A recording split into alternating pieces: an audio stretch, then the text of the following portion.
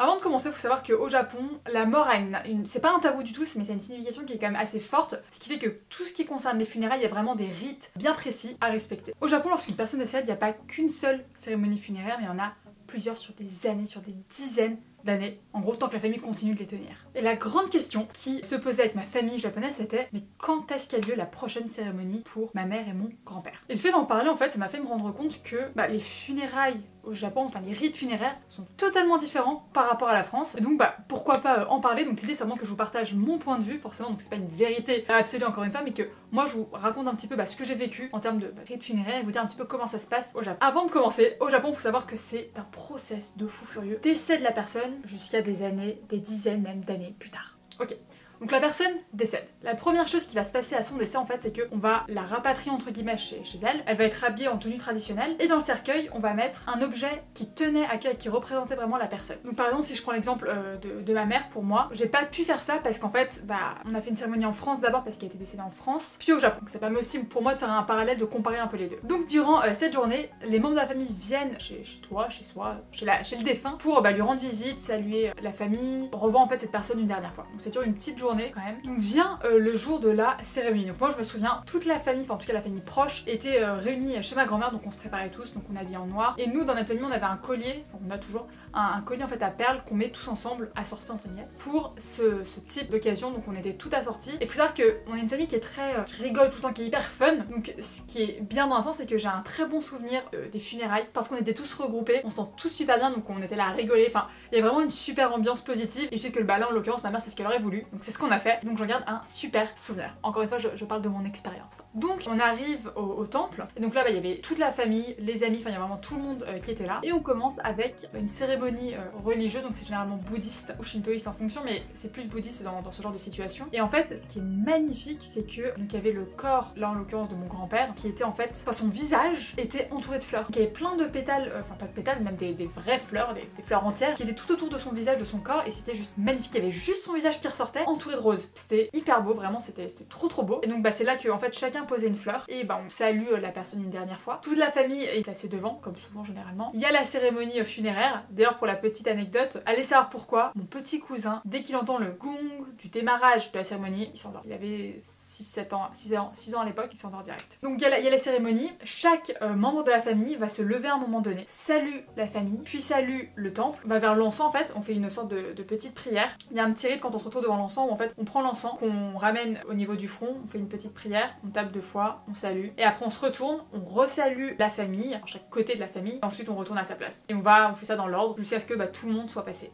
Donc ça c'est la première étape. Ensuite, une fois que la cérémonie se termine, on monte tous dans un car, on est tous montés dans un car, et on nous emmène dans un nouvel endroit qui est un autre hôtel, et c'était le crématorium. Je précise, point très important, c'est qu'au Japon, 99% des personnes sont incinérées. Il y a une raison très claire à ça. Bon déjà il y a aussi parce que c'est aussi une croyance religieuse, voilà, mais aussi parce qu'il n'y a pas assez de place au Japon pour enterrer tout le monde, sachant qu'il y a des caveaux familiaux dans lesquels on met les urnes à chaque fois. C'est pour ça qu'on est généralement incinéré. Mais l'incinération est très particulière au Japon. On arrive à l'hôtel, il y a le corps de la personne, donc on est tous en fait en file indienne un petit peu, et ils prennent le corps, ils le mettent dans le four. Et nous en attendant, on monte dans une pièce à l'étage et en fait on prend un petit thé, on passe un petit temps ensemble, on discute, enfin c'est un moment assez familial et assez cool aussi. Une fois que c'est terminé, on nous invite à descendre et on se retrouve dans une salle. Alors c'est là que c'est un peu particulier, mais c'est quelque chose que moi je trouve aussi beau en termes de rituel, c'est que en fait ils ne brûlent pas le corps totalement, alors si, en fait ils gardent les os. Pourquoi? Parce qu'en fait c'est ce qu'on va mettre dans l'urne. Donc on y va 2 par 2, on a chacun une paire de baguettes et à 2 on va prendre l'os des os, donc on commence par les pieds à la tête. En fait l'idée c'est de remettre le corps entre guillemets dans l'urne. Et à 2 on va prendre un os et on va le mettre dans l'urne. C'est pour ça que c'est pas correct quand on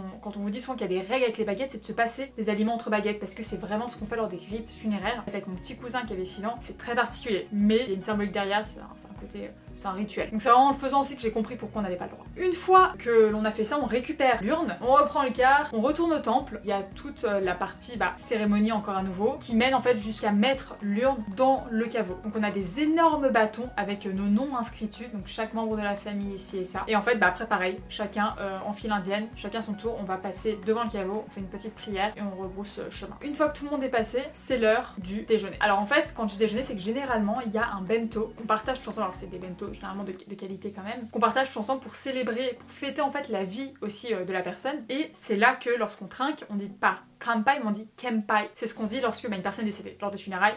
Kenpai. Moi je me souviens que mon père avait fait un petit discours, il y avait des amis qui avaient fait des discours aussi, et après on profite d'un moment en famille, c'est hyper convivial. C'est aussi le moment où la famille qui a malheureusement organisé ces funérailles va offrir en fait un cadeau de remerciement aux invités, donc généralement il faut que ce soit minimum, dans mes souvenirs, 10 000 yens environ, et en fait du coup chaque invité donne une certaine somme d'argent aussi à la famille, pour aussi participer à l'organisation des funérailles, et pour justement aider aussi financièrement si besoin. Donc chaque membre de la famille mais aussi des invités donne une certaine somme d'argent aux principaux, enfin aux proches en fait, enfin donc au mari, donc là en l'occurrence c'était mon père, et à nous. Donc j'avoue que la première année c'était un moment assez émouvant parce que bon, forcément c'est assez triste quand même, mais il y avait aussi un côté hyper joyeux parce que je retrouvais toute ma famille, tout le monde rigolait, enfin c'était vraiment, et je savais que c'est ce que voulait ma mère aussi, donc il y avait un côté hyper convivial et hyper chaleureux. Et en fait pourquoi je vous disais qu'on organise, qu'il n'y a pas qu'une seule cérémonie au Japon, c'est parce qu'il n'y en a pas qu'une. Il y en a les 3 premières années, année 1, année 2, année 3. Il y en a une autre à la 7e année, à la 13e année, 17e année, ainsi de suite, ainsi de suite. Nous, il y a quelques années, on a fait la 30e année du décès de mon arrière-grand-père, pour vous dire. Donc c'est pour ça qu'en fait, tant que les personnes continuent de les organiser, ça tient jusqu'à, voilà, le temps qu'il faut. Et donc nous, la prochaine cérémonie aura lieu dans 2 ans, ou 3, j'ai un doute. Mais en tout cas, là, ça fait 7, j'ai un doute, 7, 9... Oui c'est ça, aura lieu dans 3 ans, pour la 13e année. Et ce sera la même chose, on y va, cérémonie au temple, puis déjeuner tous ensemble. Donc généralement c'est comme ça que ça se passe, on est également habillé en noir, le petit collier, et on refait le petit rituel. Moi si je devais faire un retour personnel sur cette expérience, franchement je trouvais ça magnifique, c'est beau en fait, aussi parce que moi c'était mes proches, mais il y a un côté au sein de ma famille très chaleureux, c'est aussi pour nous un moment de se retrouver, alors on se retrouve aussi hors ces cérémonies là, mais je sais pas, on a réussi à créer un truc vraiment convivial, donc on n'est jamais là à baisser la tête en disant oh, encore une année, c'est plutôt en mode ok il y a une année on va pouvoir se retrouver, on va... Et à savoir que en fait une fois qu'on a le caveau familial, moi je sais que dès que je vais au Japon j'y retourne, et donc on va au caveau familial, on va prendre de l'encens, généralement des fleurs, et en fait on va prendre, vous voyez, ces petits, le petit seau, et on va nettoyer le caveau, donc on va mettre de l'eau, le caveau, j'ai dû dire le caveau au moins une centaine de fois mais c'est pas grave. Donc voilà un petit peu comment se passent les funérailles au Japon. Donc c'est vraiment une vidéo que je voulais vous partager, enfin vous faire, pour vous partager un petit peu mon expérience aussi là-bas, qui est quand même bien différente des funérailles en France. Moi je me souviens quand j'ai fait la cérémonie en France, c'était pareil, magnifique aussi, mais c'est vrai que c'est vraiment différent, enfin dans le sens où ne serait-ce que la partie crématorium, ça n'a rien à voir. Mais bon, en tout cas, j'espère que ça vous a plu. Moi ça m'a fait plaisir de vous partager ça. Si vous avez quelconque question sur les funérailles au Japon, comment ça se passe, j'y répondrai avec grand plaisir en commentaire. Donc voilà, sur ce, on se retrouve dans une prochaine vidéo, et je vous dis à très vite. Matane!